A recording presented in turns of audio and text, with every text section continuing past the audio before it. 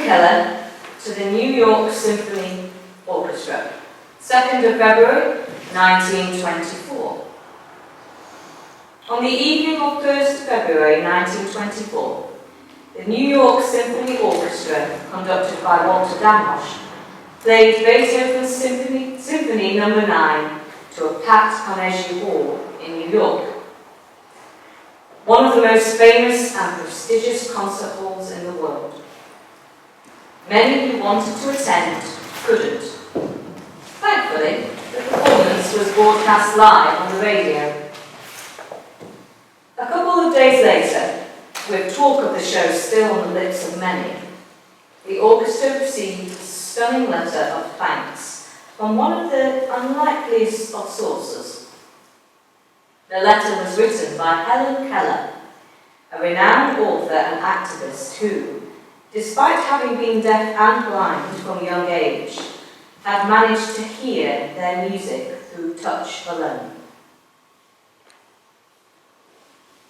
Dear friends, I have the joy of being able to tell you that, though deaf and blind, I spent a glorious hour last night listening over the radio to Beethoven's Ninth Symphony.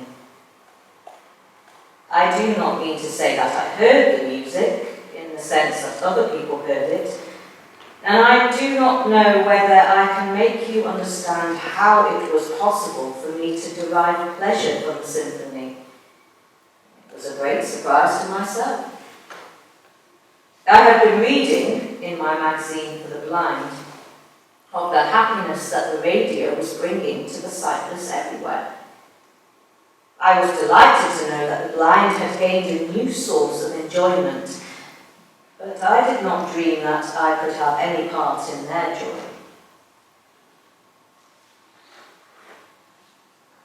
Last night, when the family was listening to your wonderful rendering of the immortal symphony, someone suggested that I put my hand on the receiver and see if I could get any of the vibrations. He unscrewed the cap and I lightly touched the sensitive diaphragm. What was my amazement to discover that I could feel not only the vibrations but also the impassioned rhythm, the throb and the urge of the music.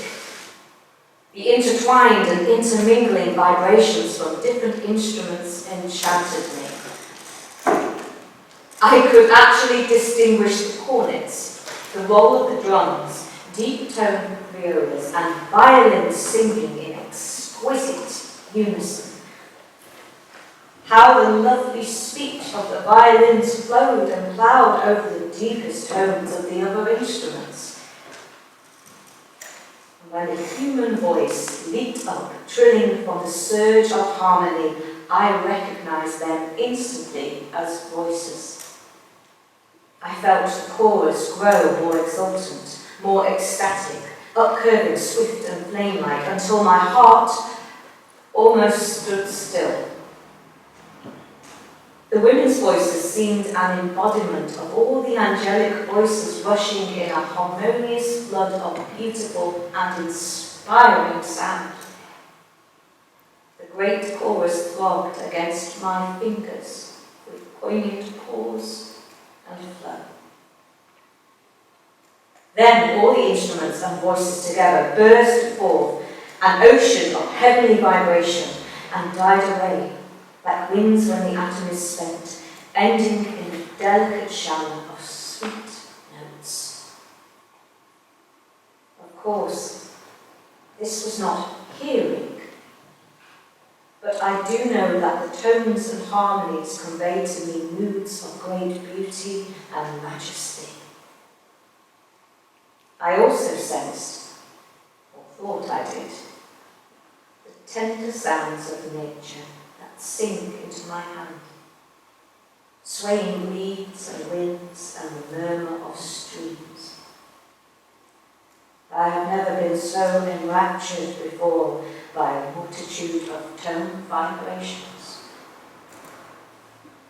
As I listened, with darkness and melody, shadow and sound filling all the room, I could not help remembering that the great composer who poured forth such a flood of sweetness into the world was deaf, like myself. I marvelled at the power of his quenchless spirit by which, out of his pain, he wrought such joy for others. And there I sat, feeling with my hand the magnificent sympathy which broke like a sea upon the silent shores of his soul and mine.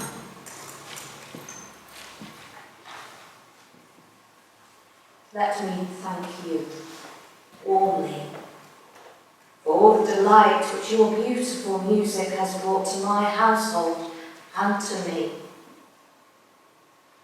I want also to thank station WEAF for the joy they are broadcasting in the world.